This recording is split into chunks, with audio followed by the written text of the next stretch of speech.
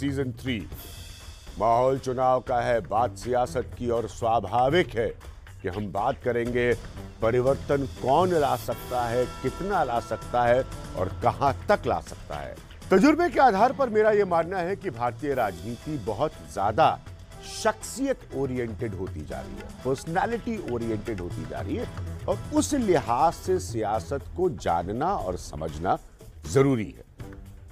सबसे बड़ा परिवर्तन उत्तर प्रदेश में क्या हुआ? 2014 में भारतीय जनता पार्टी की व्यापक जीत हुई, ऐतिहासिक जीत हुई।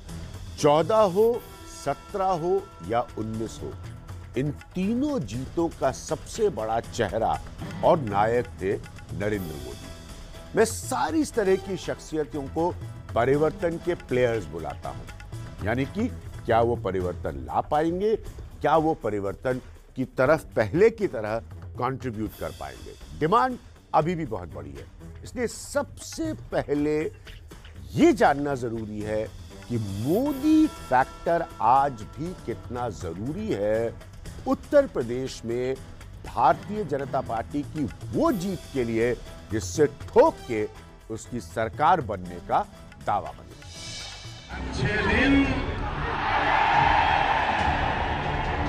अच्छे दिन बात परिवर्तन की हो रही है तो उत्तर प्रदेश में बड़े राजनीतिक परिवर्तन की तस्वीर बनी 2014 के बाद से, और यह राजनीतिक परिवर्तन हुआ बीजेपी के हक में।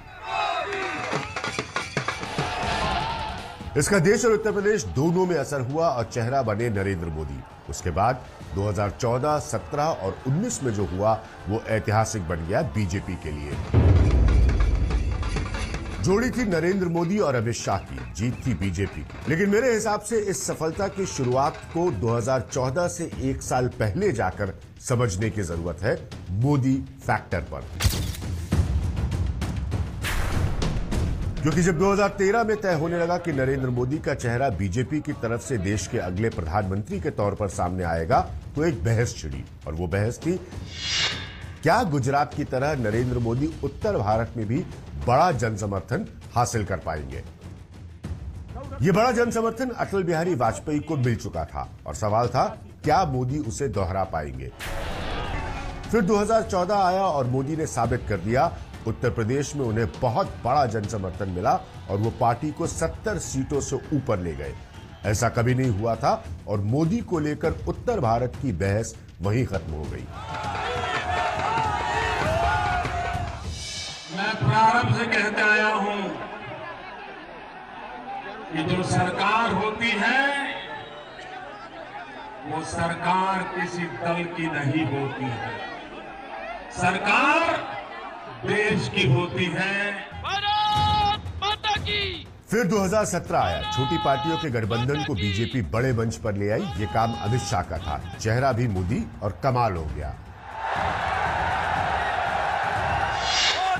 बीजेपी यूपी में 320 सीट के ऊपर पहुंच गई, जबकि 2016 नवंबर में प्रधानमंत्री के नोटबंदी के फैसले की बहुत आलोचना हुई थी, मगर यूपी के नतीजों ने मोदी के चेहरे पर ऐतिहासिक नंबर दे दिए बीजेपी को। तो भले ही ये राज्य के चुनाव थे, लेकिन वोट मोदी के नाम का था और बाद में योगी आदित्यनाथ को मुख्यमंत्री बनाया गया। मैं आदित्यनाथ योगी ईश्वर की शपथ लेता हूं कि तो मेरा पॉइंट साफ है कि तीनों चुनाव में, जिसमें 2019 भी शामिल है, जहां पर बीजेपी फिर 60 से ज्यादा लोकसभा सीटें लेकर आई, मोदी फैक्टर ने ही काम किया। हालांकि हर राज्य में ऐसा नहीं हो पाया। इसका हाल का उदाहरण है पश्चिम बंगाल, जहां मोदी के चेहरे पर 2019 में बीजेपी ने कमाल कर दिया था, लेकिन विधानसभा चुनाव में 100 सीट भी बीजेपी नहीं पार कर पाई। तो क्या होगा इस बार यूपी में? मोदी जी के सुंदर वक्तव्य रखार जन्य अगर सी वोटर के अभी तक के आंकड़ों के संकेतों को समझे तो बीजेपी 100 सीटों तक का नुकसान उठा सकती है। ऐसे में आगे क्या स्थिति और भी मुश्किल हो सकती है। मैं पहले भी कई बार कह चुका हूं कि बड़े बहुमत पर योगी आदित्यनाथ को मुख्यमंत्री बनाया गया और अब उनकी चुनौती है बीजेपी को वापस बड़ी जीत दिलाना।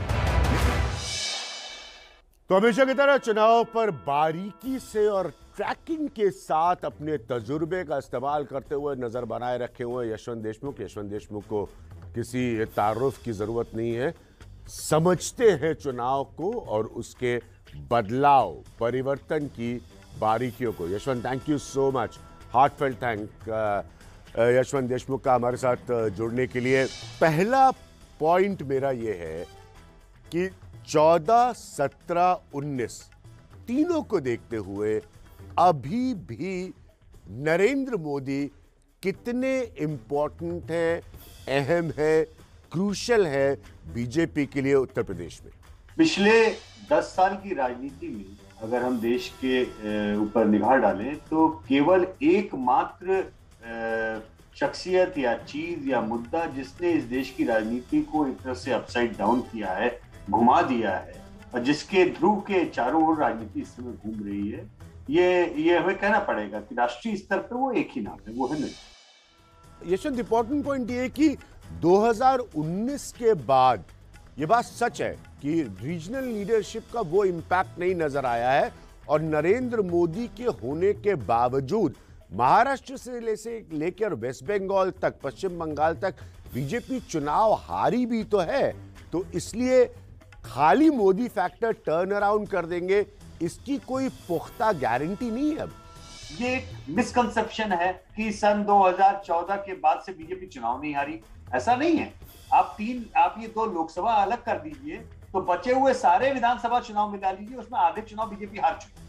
लेकिन सारी हार की कवायद वही है जहां पे कोई एक लोकल बड़ा नेता इतना बड़ा खड़ा था जिसको लोगों ने कहा कि हमारे राज्य के लिए ये नेता ठीक है, इसलिए हम इसको चुनेंगे। यशवंत, जैसे अंग्रेजी में कहते हैं होल्ड योर थॉट, इंपॉर्टेंट बात कह रहे हैं यशवंत देशमुख, अपनी सोच को रोक कर रखिएगा। हम यहां पर इसी फैक्टर पर आएंगे और इसीलिए बात करेंगे योगी आदित्यनाथ की। पॉइंट क्या है कि आप दिलचस्प चीज इस रिपोर्ट के जरिए ये देखिए कि जहां जहां पर विकास का बड़ा आयोजन होगा वहां पर मुख्यमंत्री भी होंगे, लेकिन बड़ा चेहरा होंगे नरेंद्र मोदी। बाकी का काम है अब्बा जान से लेकर जिन्ना तक की बहस करना। जरूर ये रिपोर्ट देखिए। देश की हवाई ताकत को दिखाते ये बड़े बड़े जहाज उत्तर प्रदेश के पूर्वांचल एक्सप्रेस पे नरेंद्र मोदी को लेकर जब ये उतरे तो जाहिर होना ही था कि उत्तर प्रदेश के इस विधानसभा चुनाव में विकास के बड़े प्रोजेक्ट को देश के सामने लाने का चेहरा नरेंद्र मोदी ही होंगे, प्राइम मिनिस्टर ही होंगे। और उनके हवाई जहाज से उतरने से लेकर उनके भाषण तक ठीक ऐसा ही हुआ। पहली बार डबल इंजन की सरकार के प्रयासों से आज उत्तर प्रदेश देश के सबसे कनेक्टेड क्षेत्र में परिवर्तित हो रहा है।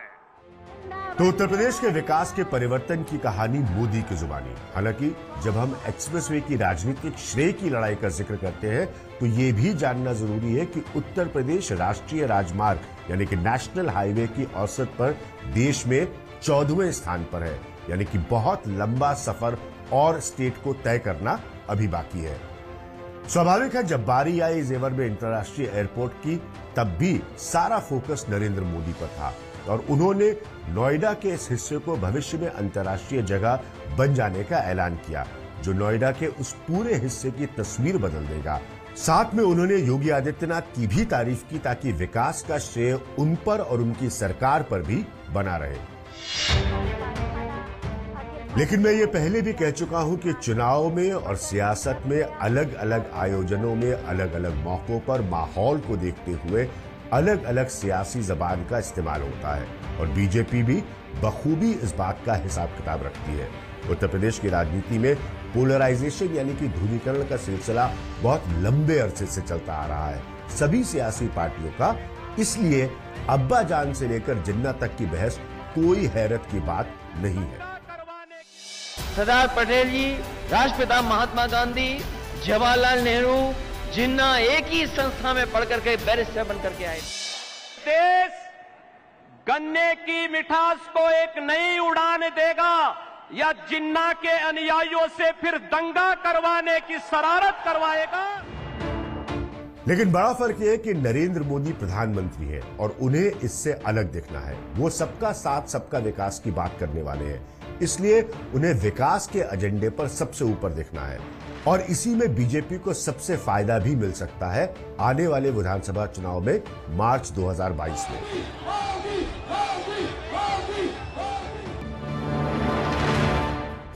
तो प्रधानमंत्री नरेंद्र मोदी की तरफ से अभी तक बहुत सारी सौगातें मिल चुकी हैं उत्तर प्रदेश को। आइए जरा हम एक नजर डालते हैं कि क्या क्या बड़ी घोषणाएं, आप तो कुछ जानते भी हैं, जो नरेंद्र मोदी ऑलरेडी कर चुके हैं उत्तर प्रदेश के लिए। 15 जुलाई को वाराणसी में रुद्राक्ष केंद्र सहित 1583 करोड़ की परियोजनाओं का शिलान्यास और लोकार्पण किया। 14 सितंबर को अलीगढ़ में राजा महेंद्र प्रताप सिंह यूनिवर्सिटी का शिलान्यास किया। 5 अक्टूबर लखनऊ में 4737 करोड़ की 75 विकास की परियोजनाओं का शिलान्यास और लोकार्पण किया। 25 अक्टूबर को सिद्धार्थनगर सहित यूपी के 9 जिलों में मेडिकल कॉलेज का उद्घाटन किया। 19 नवंबर को झांसी में 3425 करोड़ की परियोजनाओं का लोकार्पण किया।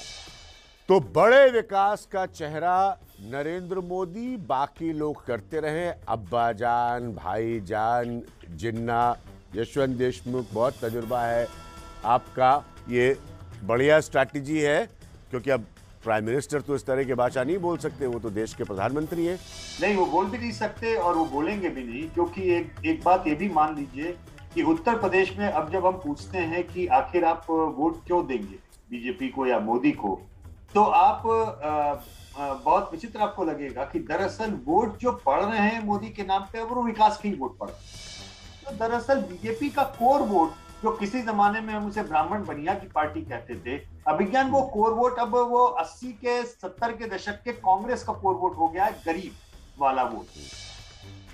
हम बड़े विचित्र से एक उसमें द्वंद्व में फंसे हैं, जहां पर बीजेपी की हिंदुत्व आइडेंटिटी का एक तो वो अपनी जगह बरकरार है, लेकिन दरअसल में ये जो 30% की यूपी की राजनीति थी अभिज्ञान, उस 30% की राजनीति को मोदी ने अकेले दम पे वो 40 से 50% की राजनीति की थ्रेशोल्ड कर दी।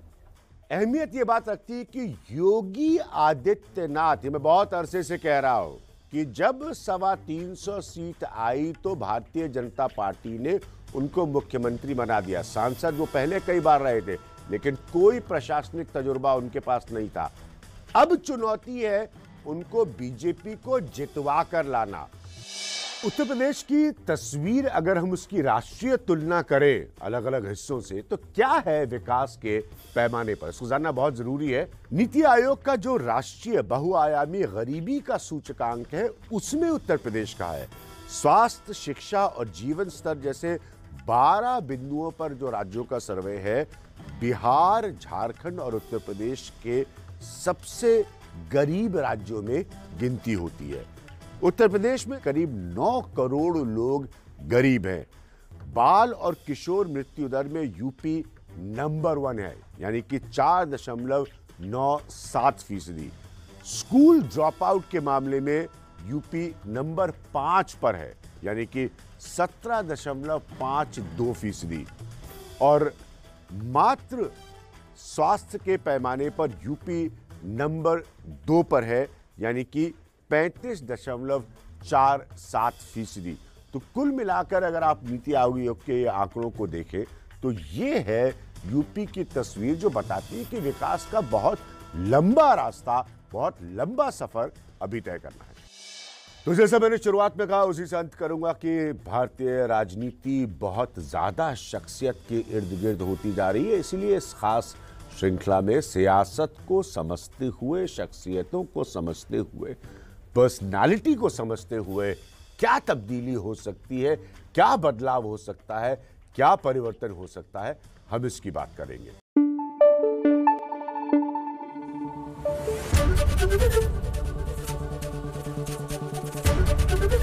एबीपी न्यूज आपको रखे आगे।